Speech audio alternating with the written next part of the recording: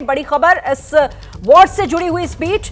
America के सैन्य base को निशाना बना सकता है ईरान। देखिए, ईरान अब अमेरिका के सैन्य बेस को निशाना बना सकता है। मिडिल ईस्ट में ईरान के निशाने पर अमेरिकी सैन्य बेस जिस तरीके से अमेरिका ने टारगेट किया, अब इसके बाद ईरान की बारी। ईरान पहले ही बोल चुका है कि बिना देर किए हम हमले करेंगे, इसका जवाब देंगे। तो अब इराक में यूएसए के अल असद एयरबेस पर हमला संभव। जो अमेरिकी दूतावास हैं उन्हें भी निशाना बनाया जा सकता है ईरान की तरफ से। यानी ईरान अब आक्रामक तरीके से, पहले तो वो इजराइल पर अटैक कर रहा था और अभी भी कर रहा है, अब उसके निशाने पर अमेरिका के सैन्य बेस भी हैं।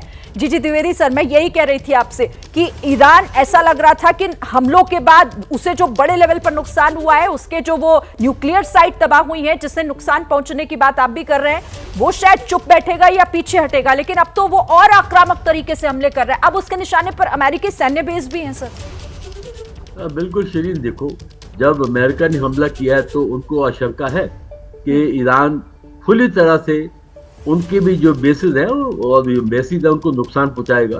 और तभी देखो, पिछले कुछ दिनों में अमेरिका ने अपने पूरे जो हवाई जहाज है, कतार में है, ड्यूगो गार्सिया में है, बाकी बेसिस में है, उनको उन्होंने वहां से हटाया ताकि उनको पता है कि ईरान ऐसी तरह घुटनों पर नहीं आएगा।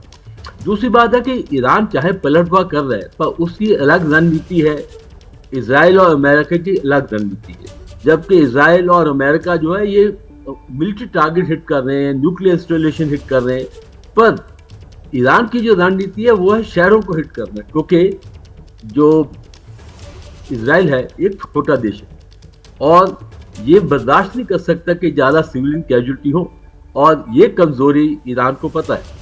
तो इसलिए बार बार वो उनके रेजिडेंशियल एरिया है उनको हिट कर रहा है ताकि एक मनोबल जो है टूटे। क्योंकि जो मनोबल जो होता है देश का वो बहुत ही अहम होता है, और जब ऐसी कैजुअलिटी होती है तो इसका जो एक इम्पैक्ट है, साइकोलॉजिकल इम्पैक्ट, वो ईरान पर आता है। दूसरी बात है कि अभी जो पलटवार हो रहे हैं वो एक बेसिकली सिविलियन पर हो रहे हैं, मिलिट्री टारगेट पर नहीं हो रहे। और आप बता रहे थे कि देखो, काफी जो मिसाइल है ये उनके जो एयर डिफेंस है, उनका एयर डिफेंस जो है वो 4 लेयर्ड है, उसमें आयरन डोम है, थार्ड है, एरो मिसाइल सिस्टम है, तो उनको भेज के ये अंदर जा रहे हैं। ये तो वाकई एक उनके लिए चिंताजनक बात है। पर साथ ही साथ इजराइल क्या कर रहा है? इजराइल में देखो, पूरी उसकी हवाई ताकत जो है वो ईरान से बहुत आगे है और साथ अमेरिका खड़ा है। तो उनका ये है कि ज्यादा से ज्यादा ये मिसाइल लॉन्चर्स जो है, जो उनकी जमीन पर, ईरान पर, उनको नुकसान पहुंचाया जाए। जब आप मिसाइल लॉन्चर निकाल लेते हैं या मिसाइलों को आप नष्ट कर देते हैं तो उसकी जो क्षमता है स्ट्राइक करने की वो कम हो जाती है। और दूसरा आप देखेंगे कि अमेरिका जो है ये 3 स्ट्राइक के बाद ही नहीं खत्म होगा खेल, ये खेल और आगे बढ़ेगा। क्योंकि ईरान जो है इसके पास क्या ताकत है? एक तो मिसाइल्स हैं, इसके पास ड्रोन्स हैं, इसके पास जो है नॉन स्टेट एक्टर्स हैं, हूती है, हमास है, हिजबुल्ला है, उनकी बेसेस हैं, वो भी अटैक करेंगे।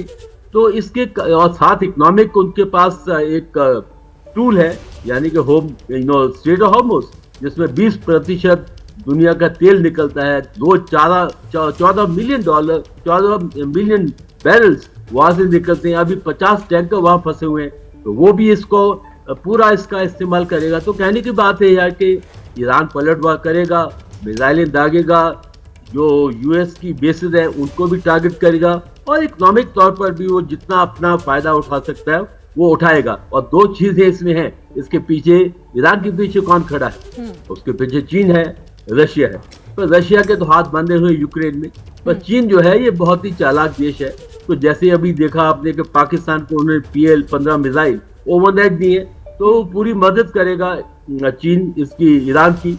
और साथ ही तो नॉर्थ कोरिया भी इसकी मदद करेगा। मैं चीन और नॉर्थ कोरिया में डिफेंस अटैची रह चुका हूं, तो काफी बारीकी से देखता हूं कि आप देखेंगे कि ईरान को मिसाइलों की और एम्यूनिशन की कमी नहीं होने देगा चीन। हालांकि वो डायरेक्टली इस युद्ध में नहीं आएगा। शरीर जी, आप कह रहे हैं कि चाइना पीछे से सपोर्ट करेगा, बैकिंग करेगा, लेकिन खुलकर अभी उतरेगा ऐसा आपको दिखाई नहीं दे रहा है। सर, आप रहिएगा हमारे साथ। जीजी द्विवेदी सर, एक बार फिर यही सवाल आपसे भी मैं करती हूं, और इसके साथ कि आखिर आप जो ये कह रहे हैं कि चाइना खुलकर नहीं उतरेगा लेकिन वो बैकिंग करता रहेगा ईरान की, क्या कहीं यही वजह तो नहीं है कि ईरान का वो कॉन्फिडेंस और ईरान का वो आक्रामक रवैया इसलिए दिख रहा है? सर एक सेकंड मैं आपका रुख कर लेती हूं जरा, इन तस्वीरों को पहले हम दिखा देते हैं अपने दर्शकों को। ये तस्वीरें कुछ इसी तरीके से दरअसल अटैक किया गया है, जिस तरीके से B-2 बॉम्बर का इस्तेमाल किया गया। ये देखिए अमेरिका का B-2 बॉम्बर, और इसी से GBU-57 बम जो हैं वो छोड़े गए हैं, और इसी के जरिए उन न्यूक्लियर साइट्स पर अटैक कुछ इस तरह से किया गया। ये देखिए जमीन के अंदर किस तरह से वो मिसाइलें घुसती हुई चली गई, वो बम घुसते हुए चले गए होंगे। ये सांकेतिक तस्वीरें, हालांकि मैं यहां पर आपको क्लियर कर दूं कि ये बता रहे हैं हम कि आखिर कुछ इस तरह से वो अटैक जो है किया गया है अमेरिका की तरफ से अपने B-2 बॉम्बर। ये देखिए अमेरिका का B-2 बॉम्बर, और इसी तरीके से उसके अंदर से इन बमों को गिराया गया होगा और फिर ये अटैक किए गए हैं, जिसमें नुकसान पहुंचाने का दावा अमेरिका कर रहा है। हालांकि ईरान कह रहा है कि बहुत ज्यादा खुश होने की अमेरिका को जरूरत नहीं है, क्योंकि हमें बहुत कुछ ऐसा नुकसान वहां पर नहीं हुआ है, और जवाबी कार्रवाई भी ईरान की तरफ से लगातार जारी है। जीडी द्विवेदी सर, अब आप बात पूरी कीजिएगा अपनी। हाँ बिल्कुल ठीक है कि जो देखो चीन के अपने इंटरेस्ट है, अपने हित है, उसका ज्यादा हित है वेस्टर्न पैसिफिक, यानी कि साउथ चाइना सी, ईस्ट चाइना सी, ताइवान, वो उसके लिए बहुत ही एक प्राथमिक मुद्दे हैं, और वो ज्यादा इसमें उलझेगा नहीं डायरेक्टली, पर इनडायरेक्टली तो चीन